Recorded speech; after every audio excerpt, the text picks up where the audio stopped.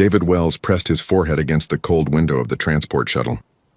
Outside, the Interstellar Learning Institute grew larger with each passing second. It looked nothing like the universities back on Earth. This place was a massive sphere of silver and blue metal, floating in the darkness of space like a jewel. Lights blinked across its surface in patterns he did not understand. His stomach twisted with nervousness. He was the first human student here in 12 years.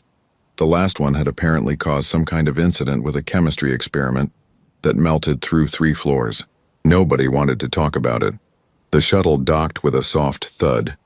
David grabbed his single bag and followed the other passengers out. The corridor smelled strange, like metal and something sweet he could not name. The gravity felt slightly wrong too, just light enough to make each step feel bouncy. A tall creature waited at the entrance checkpoint. Its body looked like it was made of flowing water, held together by some invisible force. 2 large eyes floated within the transparent form, watching him approach. "David Wells from Earth," the creature said. Its voice bubbled like water running over stones. "I am Instructor Bellara. Welcome to the Institute. Please follow me to your assigned quarters." David followed the instructor through winding hallways. Other students stopped to stare at him. A group of insect-like beings chittered and clicked as he passed. Their bodies were covered in shiny green plates, and each had 4 arms that moved in unsettling patterns. One creature that looked like living crystal actually backed away when David met its gaze. "They fear you," Bellara said without turning around. "Humans come from what we call a death world. Your planet is hostile in ways most species cannot imagine. Predators, diseases, weather that can kill in minutes. Most of these students come from safe worlds. You make them uncomfortable." "I have not done anything wrong," David said quietly. "Your existence is enough. They look at you and see a creature that survived conditions that would kill them. It frightens them." His quarters were small but functional, a sleeping platform, a desk, and a wall screen for studying. The window showed a view of distant stars. Bellara handed him a data pad with his schedule. "Your first class begins in 2 hours. Interspecies relations and fear response protocols. Do not be late." The instructor flowed away, leaving David alone. He sat on the sleeping platform and pulled out a photo from his bag. It showed him standing next to his grandfather's old horse, Thunder. The horse had been mean, kicked 3 farmhands, but David had spent weeks earning its trust. By the end of summer, Thunder would eat apples from his hand. His grandfather's advice echoed in his memory. "Animals are not mean, boy. They are scared or hurt or protecting something. You figure out which, and you can work with anything." David wondered if that applied to aliens too. 2 hours later, he entered his first classroom. It was arranged in a circle, with seats adjusted for different body types. About 20 students were already there. The chittering insect creatures clustered together on one side.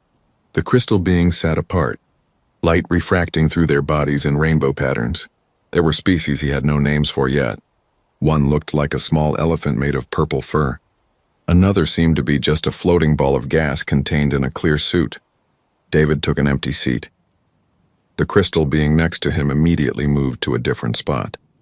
He heard the word Deathworlder whispered in several different languages. His translator earpiece was still learning them, but the tone was clear enough.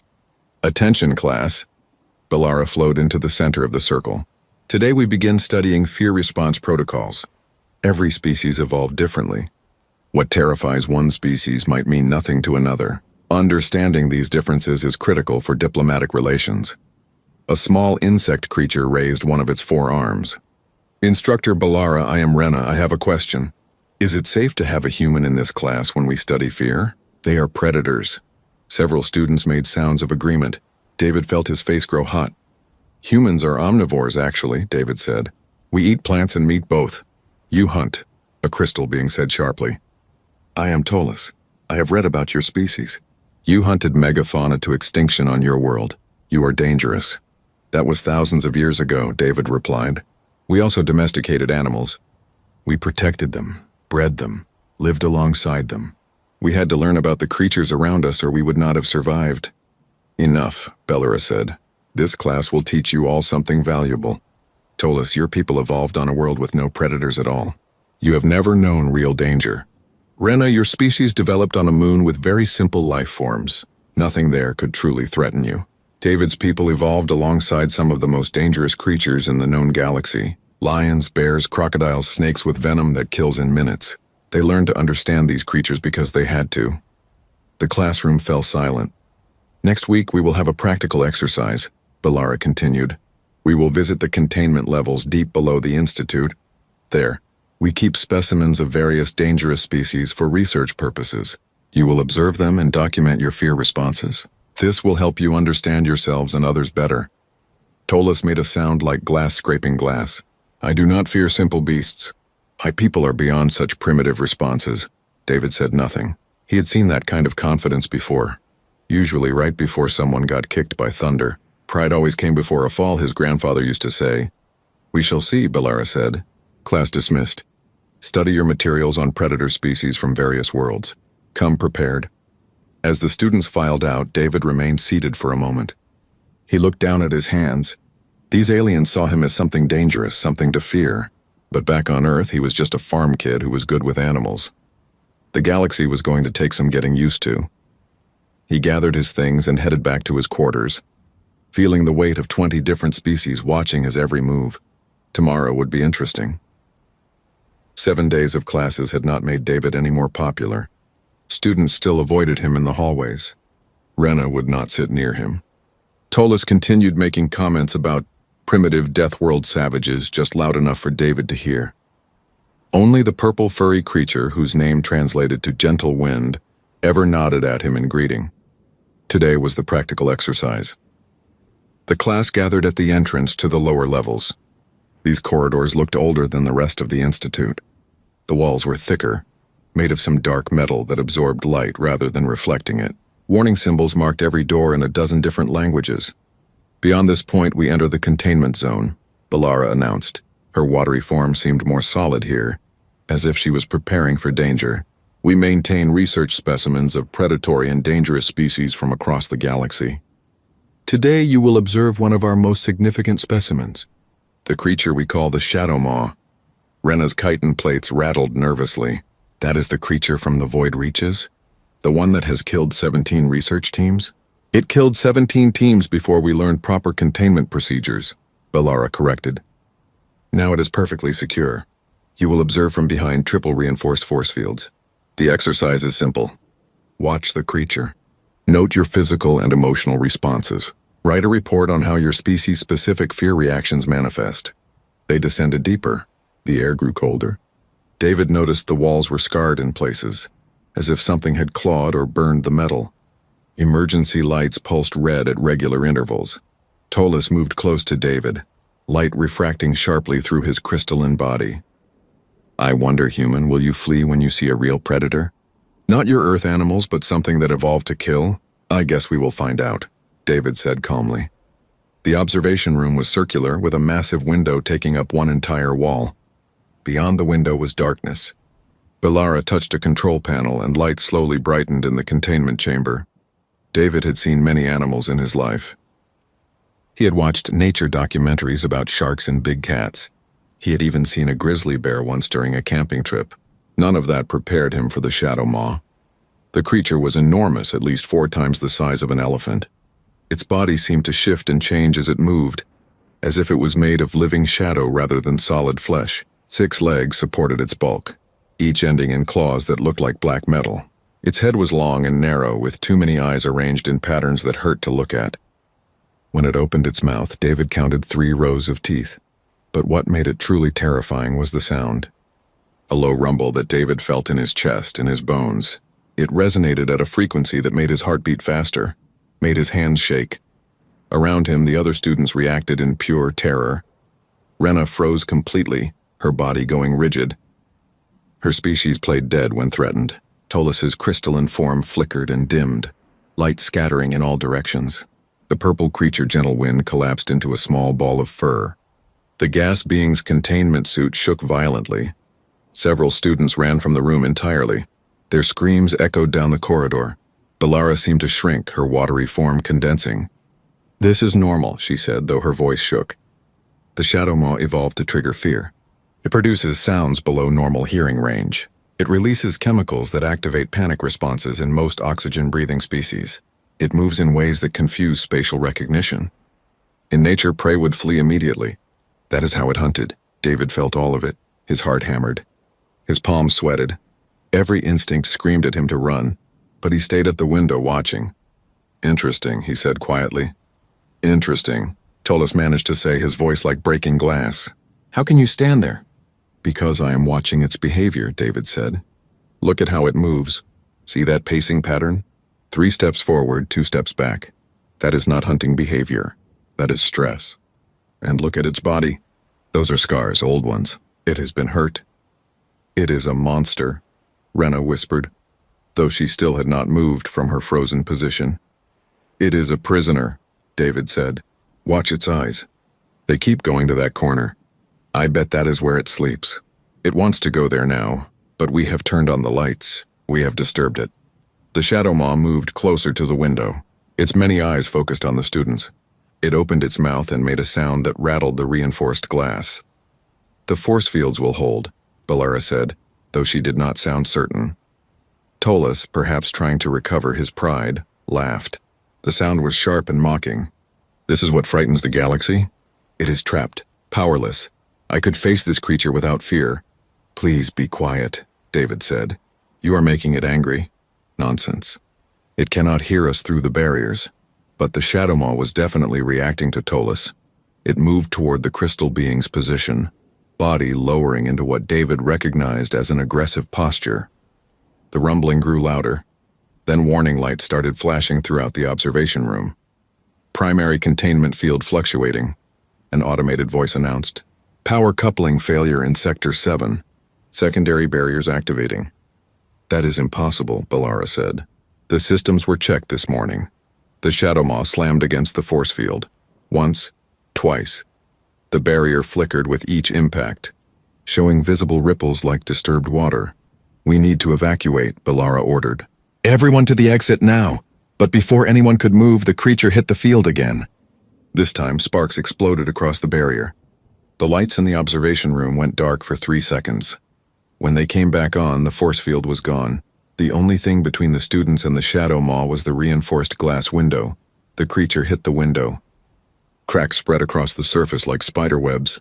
"Emergency lockdown," the automated voice said, sealing observation room. "Initiating containment protocols." Metal doors started sliding closed over the exit. Half the students made it through before the doors sealed shut. David, Bellara, Rena, Tolas, and 3 others were trapped inside. The shadow maw hit the window again. More cracks appeared. Glass fragments fell inward. "The window will not hold," Bellara said. "Emergency chambers now." Small alcoves lined the walls, designed as safe spaces for exactly this kind of emergency. Everyone ran for them. Doors slid shut, sealing the students in individual protective chambers. Everyone except David. He stood at the cracking window, watching the shadow maw prepare for another strike. Something about the creature's behavior bothered him. This was not hunting behavior. This was panic. The creature was as scared as the students were. "David, get into a chamber," Bellara shouted from her sealed alcove. The window shattered. The shadow maw pushed through, glass fragments bouncing off its dark hide. It pulled itself into the observation room, filling the space with its massive body. The low-frequency rumble intensified until David could barely think. The creature's many eyes fixed on him. It moved forward, claws scraping the metal floor. This close, David could see that its body was not made of shadow but of something solid that absorbed light. He could see the scars more clearly now. Burns, cuts, evidence of a hard life. From the emergency chambers, his classmates watched in horror. They were certain they were about to see a human die. But David did not run. Instead, he slowly sat down on the floor, crossing his legs. He made himself smaller, less threatening. His grandfather's voice echoed in his memory. "Fear makes them dangerous, boy. Understanding makes them safe." The shadow maw came closer, its massive head lowering toward him. David could feel its breath, hot and strange. The fear was overwhelming. Every cell in his body wanted to flee, but he sat still and began to speak in a low, calm voice. "Easy now. Easy. You are scared. I know, this is all wrong for you, is it not? Too bright, too loud. You just want to be left alone." The creature's rumbling changed pitch slightly. Its eyes, all of them, focused on David with terrible intensity, and David looked back, refusing to show fear, trying to show understanding instead. His classmates watched from their chambers, unable to look away from what they thought would be a tragedy. The shadow maw circled David slowly. Its claws clicked against the metal floor with each step. The sound echoed in the sealed observation room, mixing with the low rumble that came from deep within the creature's body. That rumble vibrated through the floor, through David's bones, making his teeth ache. From their emergency chambers, the other students could only watch. Belara pressed against the transparent door of her alcove, her watery form rippling with distress. Rena had folded into herself, chitin plates locked tight. Tolas had gone completely dark, all light extinguished from his crystalline body. David kept his breathing steady, in through the nose, out through the mouth, slow and calm. He had learned this technique when working with spooked horses. Panic was contagious. Calm could be contagious too if you were patient enough. The shadow maw came closer. David could smell it now, a sharp scent like ozone after lightning. Its many eyes studied him from different angles. He noticed that the eyes were not all the same. Some were large, others small. Some focused on him while others scanned the room. It was processing information from multiple sources at once. "You are very intelligent, are you not?" David said softly. "Too smart to be locked in a cage. Too smart to be treated like a monster." The creature's head tilted just slightly. One of its front legs moved forward, claws fully extended. David's heart hammered, but he did not move. He recognized this behavior. The creature was testing him. Back on the farm, his grandfather's bull had done something similar. The bull would charge, stopping just short, seeing if you would flinch. If you ran, the bull would chase. If you held your ground, the bull would respect you. The shadow maw lunged forward. Its massive head came within inches of David's face. Hot breath washed over him. The fear-inducing rumble intensified until David thought his heart might stop from the sheer terror of it. He did not move. He did not even blink. The creature pulled back. Its rumbling changed tone, became less aggressive. "More curious, that is right," David said. "I am not running. I am not attacking. I am just here. Just another creature, same as you." He noticed that the shadow maw was favoring its back left leg. The limb moved stiffly, not with the fluid grace of the others. Something was wrong with it. "You are hurt," David said. "Will you let me see?" He started to move, keeping his motions slow and obvious. No sudden movements.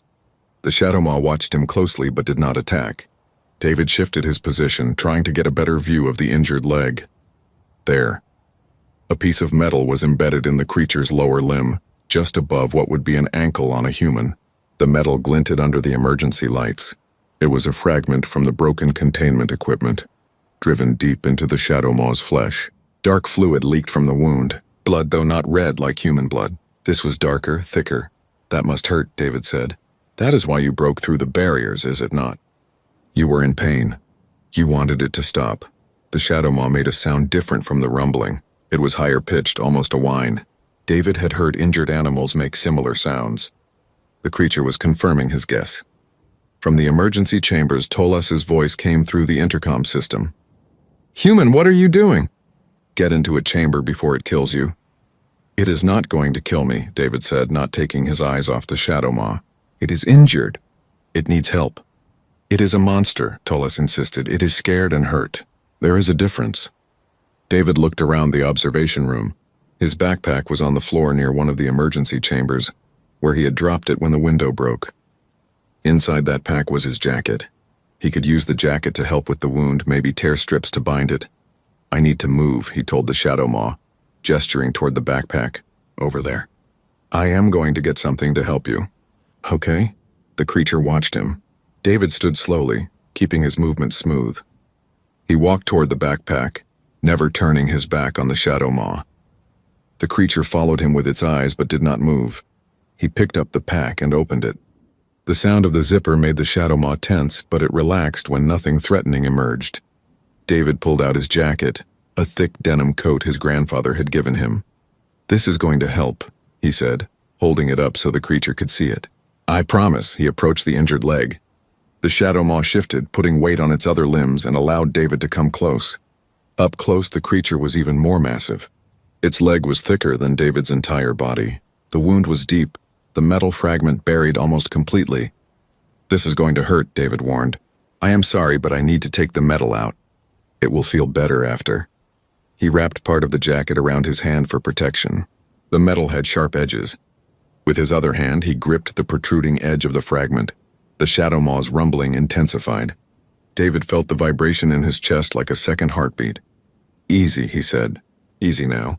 I am helping you," he pulled. The metal did not move. It was stuck deep in the creature's flesh. David adjusted his grip and pulled harder. The shadow maw made that whining sound again but held still. The fragment came free suddenly. Dark blood flowed from the wound. The shadow maw roared, a sound completely different from the rumbling. This was pure pain and fury. The creature reared back, and for a moment David thought he had made a terrible mistake. But the shadow maw did not attack. Instead, it lifted the injured leg and examined it. The metal was out. The wound was bleeding, but it would heal now. The creature seemed to understand this. David tore strips from his jacket, working quickly. He had done this before with farm animals. The principle was the same, even if the scale was different. He wadded up fabric and pressed it against the wound to stop the bleeding. "Hold still," he said. "Let me wrap this." The shadow maw incredibly allowed it. David worked the fabric around the creature's leg, tying it as tight as he could. It would not hold forever, but it would help until proper medical attention could be provided. When he finished, he stepped back. His hands were covered in the creature's dark blood. His jacket was ruined. He was exhausted, the adrenaline starting to fade, leaving him shaky. The shadow maw looked at its bandaged leg. Then it looked at David. The rumbling had stopped completely. The fear-inducing frequencies were gone. For the first time, David could see the creature clearly, without the filter of terror. It was still formidable, still dangerous. But there was intelligence in those many eyes, understanding, maybe even gratitude. "You are welcome," David said softly. His legs suddenly felt weak. The full weight of what had just happened crashed over him. He had been face to face with one of the most dangerous creatures in the galaxy. His body had been suppressing fear through pure willpower, and now that will was crumbling. He sat down heavily, his back against the wall. He was shaking now, could not stop shaking. The cold metal wall felt good against his back, grounding him in reality. The shadow maw watched him for a long moment. Then, in a movement that would be analyzed and discussed for years to come, the creature lowered itself to the floor. It moved its massive body in a curve around David, forming a protective barrier between him and the rest of the room. David felt the creature's warmth along his side. The shadow maw's breathing was deep and steady, no longer aggressive. The rumbling had changed to something almost like a purr, low and rhythmic. "Thank you," David whispered.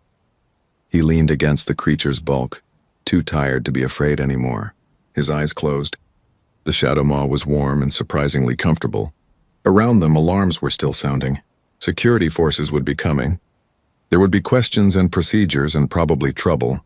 But right now, in this moment, a human and a shadow maw rested together in peace. Both exhausted. Both survivors. Both understanding that sometimes the monster is just another creature trying to survive in a difficult world.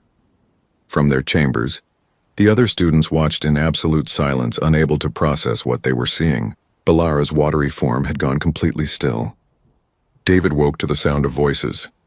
His neck hurt from the awkward angle he had slept in. Something warm and solid pressed against his back. For a moment he forgot where he was. Then memory returned in a rush. The shadow maw. He opened his eyes slowly. The creature was still there, still curved around him protectively. Its breathing was deep and even. Asleep or resting, David could not tell which. The bandage on its leg was stained with dried blood, but the wound had stopped bleeding. The emergency lights had returned to normal. The observation room looked different now, filled with people. Security officers in heavy armor stood at a distance, weapons drawn but not aimed. Medical personnel with scanning equipment monitored the shadow maw from behind portable barriers. Instructor Balara floated near the broken window, speaking quietly with a massive figure David had not seen before. The figure was enormous, easily 8 feet tall, with skin that looked like rough stone. Its eyes glowed a soft amber. This had to be Warden Cray, head of Institute Security. David had heard about him but never met him. "He is awake," Balara said, noticing David's movement. All eyes turned to him. The security officers tensed. The shadow maw's breathing changed rhythm, no longer fully asleep. One of its many eyes opened, watching the armed figures. Easy, David said, placing a hand on the creature's side. They are not going to hurt you. Are you? This last part he directed at the security team. That depends on the creature, Warden Cray said. His voice sounded like grinding rocks. Can you move away from it, student? His name is David Wells, Ballara interjected. And before you do anything, Warden, you need to understand what happened here. I understand that containment was breached and a dangerous specimen is loose, Cray replied. The containment failed because of a power coupling malfunction, Ballara said firmly. The creature reacted to pain and fear, not aggression. David Wells saved every student in this room by calming it. David slowly stood. His legs were stiff from sitting so long. The Shadow Maw watched him, but did not move. He looked at its bandaged leg. How long was I asleep? He asked. 6 hours, Ballara said. We could not risk approaching while the creature was active. You both fell asleep about an hour after the breach. We have been monitoring since then. 6 hours. David felt the stiffness in his muscles, the hunger in his stomach. He looked at the Shadow Maw again. The creature had stayed with him this entire time, protecting him even though it could have escaped into the Institute's corridors. It is not dangerous, David said. Well, it can be dangerous if threatened or hurt. But it is not mindlessly aggressive. It is intelligent. It understands cause and effect. It understands help when it is offered. It is one of the most feared predators in known space, Cray said. 17 research teams died studying its species before we developed proper containment. Because you treated it like a monster instead of an intelligent being, David said. He was surprised by his own boldness talking back to someone so clearly in authority. But he had spent 6 hours with this creature. He understood it now in ways these people did not. Explain, Cray ordered. David gestured to the Shadow Maw. Look at it. Really look. See those scars? It has been hurt many times. Captured, contained, studied. How would you react to that? The rumbling sound it makes, the fear chemicals it releases, those are defense mechanisms. They evolved to make prey run away, yes, but also to make threats back off without fighting. This creature does not want to fight. It wants to be left alone. It killed 17 researchers, Cray repeated. Did it kill them or did they die trying to capture it? David asked. There is a difference. If I walked into a bear's cave and the bear killed me, that is not murder. That is the bear defending its home. Ballara rippled with what might have been approval. The student makes a valid point. All 17 deaths occurred during capture operations or initial containment attempts. Once proper protocols were established, there have been no incidents. Until today, when equipment failure caused the creature pain. Cray moved closer, though the security team looked very unhappy about it. He studied the Shadow Maw with his glowing amber eyes. The creature watched him back but did not seem threatened. You removed a metal fragment from its leg, Cray observed. Yes, sir. It was causing pain. Once I removed it and bandaged the wound, the creature calmed down completely. And then it protected you, Cray said. Interesting. I helped it. It helped me. That is how relationships work, is it not? One of the security officers spoke up. Sir, what if it attacks when we try to return it to containment? David looked at the Shadow Maw. The creature was fully awake now, all its eyes open and alert. It was watching the conversation, clearly understanding that something important was being decided. Let me try something, David said. He walked toward the broken window, toward the containment chamber beyond. The Shadow Maw's head turned, tracking his movement. What are you doing? Ballara asked nervously. Testing a theory.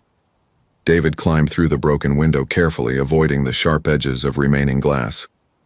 He dropped down into the containment chamber. It was darker in here, cooler. He could see the corner where the Shadow Maw had been pacing earlier, the area where it clearly preferred to rest. Come on, he called to the creature. This is your space, right? You want to go back where it is comfortable? The Shadow Maw stared at him. Then slowly it stood. Its injured leg moved stiffly but bore weight now. The creature approached the window. The security team raised their weapons. Lower your weapons, Cray ordered. Let us see what happens. The Shadow Maw climbed through the window with surprising grace for something so large. It moved into the containment chamber and immediately went to its preferred corner. There it lowered itself down with a sound of relief. The rumbling started again, but this time it was not aggressive. It was more like the purring sound David had heard before, a sign of contentment. David approached it slowly. He knelt beside the massive head. Your leg needs proper medical attention. These people have doctors who can help. Will you let them? The Shadow Maw looked at him with its many eyes. Then it looked at Balara and Cray, who had followed David through the window. The creature is calmer than I have ever seen it, Cray admitted. In 3 years of containment, it has never been this peaceful. Because nobody tried to understand it before, David said. Everyone just saw a monster. But this is a person. Different from us, yes. Dangerous, yes. But still a thinking, feeling being. It deserves to be treated with respect. Balara flowed closer, though her form shimmered with nervousness. May I scan the wound? We need to treat it properly. David looked at the Shadow Maw. She wants to help. Like I helped. Is that okay? The creature did not move. Balara took that as permission and activated her medical scanner. The device hummed as it examined the wound. After a moment, Balara spoke. The damage is not severe. With proper treatment, it will heal completely within a week. I can have medical staff here in 10 minutes. Make sure they move slowly, David said. Explain what they are doing. This creature understands more than you think. Over the next hour, David watched as medical staff treated the Shadow Maw's wound. The creature allowed it, though its rumbling increased whenever someone moved too quickly or used a tool that made loud noises.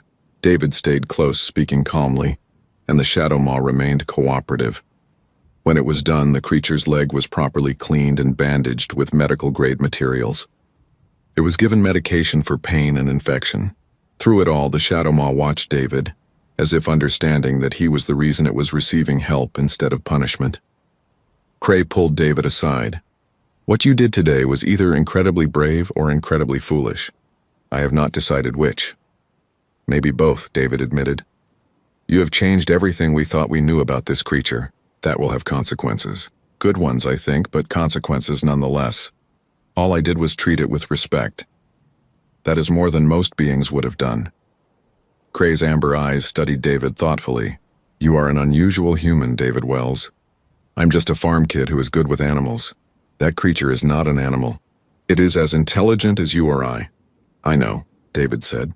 That is why I could not let everyone keep treating it like a mindless monster. Intelligence deserves respect no matter what form it takes. Cray nodded slowly. I need to make my report. You should go to the medical bay and get checked out. Then get some real sleep. Tomorrow the Institute Council will want to speak with you. David looked back at the Shadow Maw one more time. The creature watched him with what he could only interpret as gratitude. He raised his hand in a small wave. The Shadow Maw's rumbling changed pitch, almost like a farewell. The medical bay smelled like antiseptic and something floral that David could not identify. A doctor who looked like a small purple cloud examined him with instruments that beeped and hummed. After 20 minutes of tests, the doctor announced that David was physically fine, just exhausted and mildly dehydrated. Drink this, the cloud doctor said, offering a container of blue liquid. It will help restore your electrolyte balance. David drank it. The liquid tasted like citrus and metal. Not pleasant, but not terrible either. As he drank, the door to the medical bay opened. Rena entered, her chitinous body clicking nervously as she walked. I hope I am not disturbing you, she said. No, I'm just finishing up here, David replied. The cloud doctor floated away, leaving them alone. Rena stood awkwardly for a moment, her forearms fidgeting. I wanted to apologize, she said finally. I treated you poorly. I was afraid of you because you are from a death world. I let that fear control me. But watching you with the Shadow Maw, I realized something.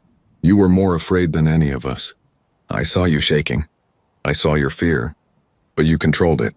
You acted despite it. That is real courage. David set down the empty container. I was terrified, he admitted. Every second.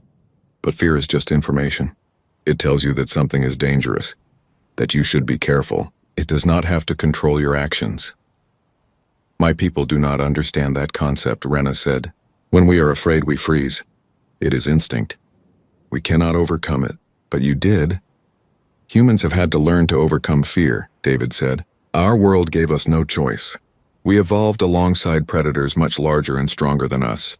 We survived by being smart, by understanding the creatures around us, by working together. Fear kept us alert but did not paralyze us. Rena's chitin plates shifted. A gesture David was learning meant thoughtfulness. I have much to learn about your species. I hope you will forgive my earlier rudeness. Already forgiven, David said. After Rena left, David returned to his quarters. He slept for 14 hours straight. When he woke, his datapad showed 57 messages. Most were from Institute staff requesting interviews or statements. 3 were from his classmates, including one from Tolas that simply read, "You were right. I was wrong. Thank you for saving us." The last message was from Warden Cray. "Report to the council chambers at 0900 hours. Wear something presentable." David looked at his clothes. Everything he owned was either covered in Shadow Maw blood or was his everyday student uniform. He cleaned up as best he could and headed to the council chambers. The chamber was circular and vast with a domed ceiling that showed a projection of stars. 20 figures sat in raised seats arranged in a circle. David recognized several species. Others were completely new to him. One appeared to be made of living light. Another looked like a tree with moving branches. At the center of the circle was a single chair. David sat in it and felt very small. "David Wells!" A voice boomed. It came from a being that looked like flowing mercury. "You are here to answer questions about the incident in Containment Level 7.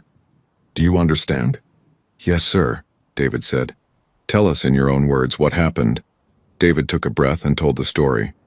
He explained the equipment failure, the Shadow Maw's breach, how fear had paralyzed the other students. He described noticing the creature's injury, the decision to help rather than flee, the removal of the metal fragment. He told them about the hours spent resting with the creature, about waking to find it had protected him while he slept. When he finished, silence filled the chamber. Finally, a being made of crystalline structure spoke. This was not Tolas, but something older, larger. "You claim the Shadow Maw is intelligent.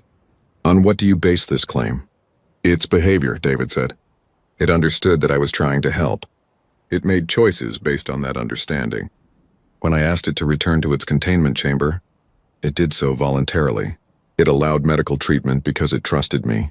These are not the actions of a mindless beast. The Shadow Maw has been studied for 3 years," the Mercury being said. "In that time, no researcher has been able to approach it safely. Yet you, a first-year student with no xenobiology training, accomplished what trained scientists could not." "Explain this," David thought carefully before answering. "I think it is because I did not approach it as a specimen to be studied. I approached it as another living being who was scared and hurt. I grew up working with animals. My grandfather taught me that every creature, no matter how dangerous, is trying to survive. They attack when threatened, when hurt, or when protecting something. They calm down when they feel safe. The Shadow Maw is more intelligent than Earth animals, but the same principles apply. Your people come from a dangerous world," the tree-like being said. Its voice sounded like wind through leaves. "You evolved among predators. Does this give you unique insights into creatures like the Shadow Maw?" "Maybe," David said. "Humans learned to coexist with dangerous animals. We domesticated wolves into dogs. We tamed horses, cattle, even birds of prey. We did not do this through force alone. We did it through understanding and mutual benefit. We learned to read animal behavior, to recognize the difference between aggression and fear, between a warning and an attack." "Are you suggesting the Shadow Maw could be domesticated?" the Mercury being asked sharply. "No," David said firmly. "The Shadow Maw is not an animal. It is intelligent, probably as intelligent as any species in this room. I am suggesting it could be communicated with, understood, maybe even befriended, but not controlled or domesticated. That would be wrong." Murmurs rippled through the council, the light being pulsed brightly. "Befriended? You believe friendship is possible between species as different as humans and Shadow Maws?" "I think respect is possible," David said. "Understanding is possible. After that, friendship might follow. The Shadow Maw helped me. It could have escaped during those 6 hours, but instead stayed and protected me. That means something." The council members spoke among themselves in languages David's translator could not fully interpret. Finally, Warden Cray stepped forward from where he had been standing at the edge of the chamber. "If I may address the council," Cray said, "I have reviewed all security footage of the incident. I have also reviewed 3 years of recordings of the Shadow Maw's behavior. David Wells is correct. The creature's behavior after the breach was markedly different from any previous observation. It was calm, even peaceful. This only occurred after Mr. Wells treated its injury. The evidence suggests the Shadow Maw is capable of gratitude, trust, and possibly more complex emotions." "What are you proposing, Warden?" the Mercury being asked. "I propose we establish a new research protocol," Cray said. "Instead of studying the Shadow Maw as a specimen, We attempt communication. We treat it as an intelligent being worthy of respect, and I propose that David Wells lead this initiative. David's head snapped up. What, sir? I'm just a first-year student. I do not have any qualifications. You have the most important qualification, Cray said. The Shadow Maw trusts you. That is more valuable than any degree. The council debated for an hour. David sat in his chair, trying not to panic. They were discussing changing centuries of xenobiology protocols based on what he had done. The weight of it felt crushing. Finally, the Mercury being spoke. We have reached a decision. David Wells, you will continue your normal studies. However, you will also spend 5 hours per week in the containment level with the Shadow Maw. You will attempt to establish communication protocols. A full research team will support you. Do you accept this responsibility? David thought about it. He thought about the Shadow Maw's many eyes watching him with intelligence and understanding. He thought about how it had protected him while he slept. He thought about his grandfather's words. Every creature deserves respect and understanding. I accept, he said. Then this session is concluded, the Mercury being announced. May this experiment prove fruitful.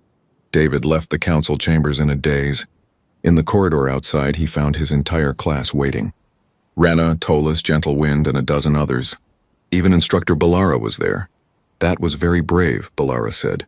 What you are attempting has never been done before. I am terrified, David admitted. Good, Tolas said. The crystal being's voice was different now, humble rather than mocking. Fear will keep you careful, but you have shown us all that fear does not have to mean defeat. As David walked back to his quarters, surrounded by classmates who were now treating him with respect rather than suspicion, he realized something important. He had not stopped being afraid. He would probably always be a little afraid of the Shadow Maw, but he had learned what his grandfather always knew. Fear was just the beginning of understanding, not the end of possibility. 3 months had passed since the incident. David stood outside the containment chamber, datapad in hand, reviewing his notes before another session with the Shadow Maw.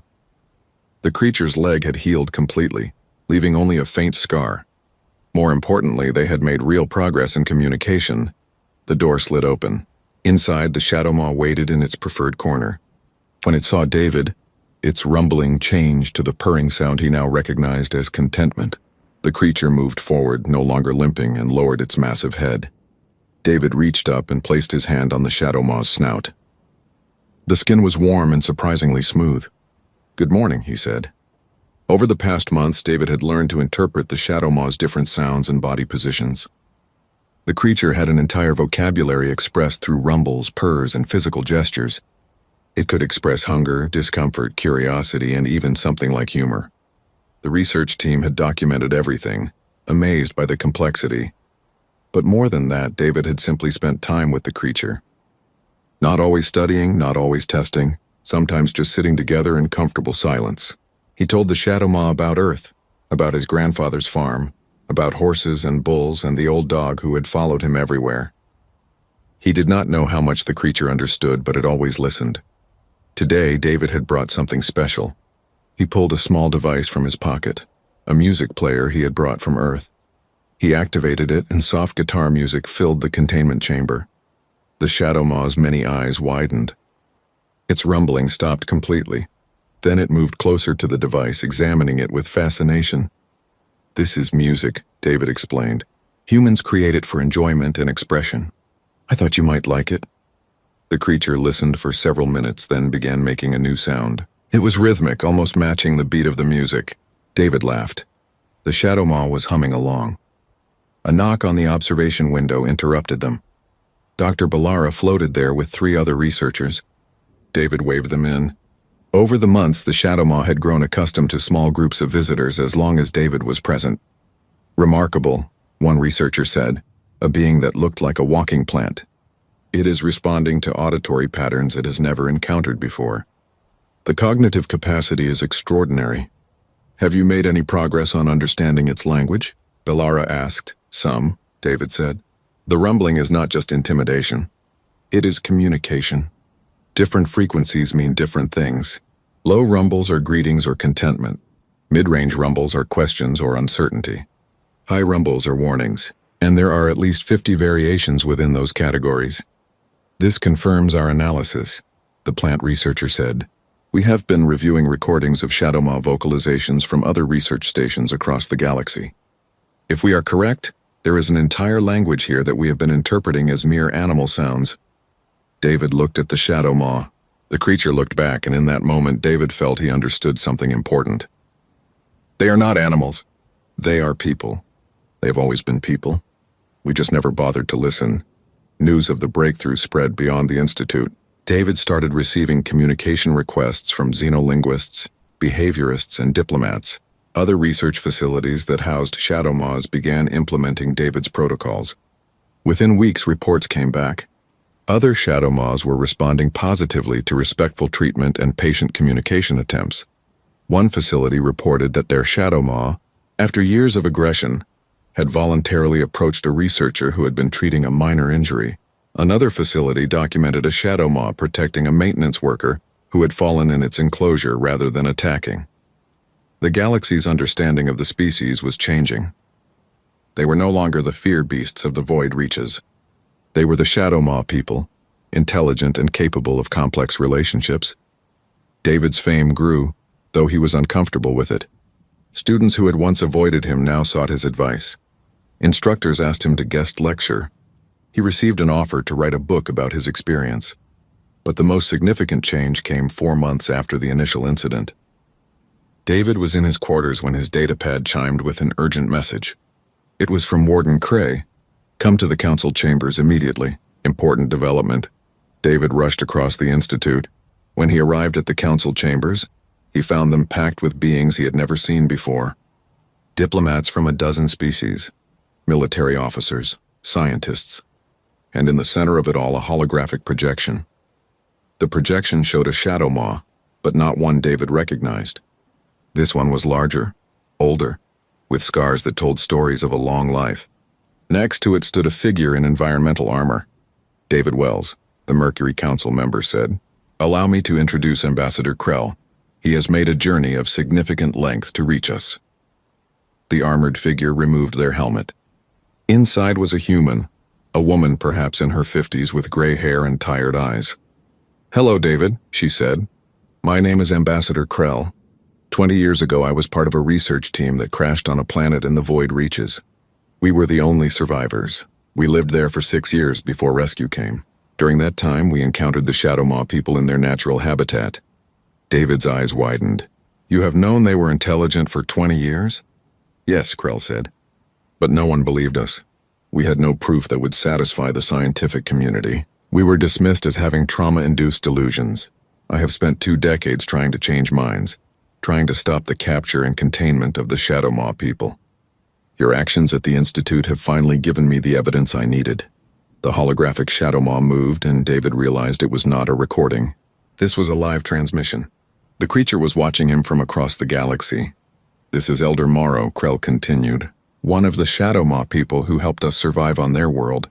When news of your breakthrough reached us, the Elders agreed to make contact." Elder Morrow rumbled, a complex pattern of sounds. A translation appeared on screens throughout the chamber. "Young human sees truth. Young human shows respect. We welcome this change." David felt his throat tighten with emotion. "You speak to your people? You have a society?"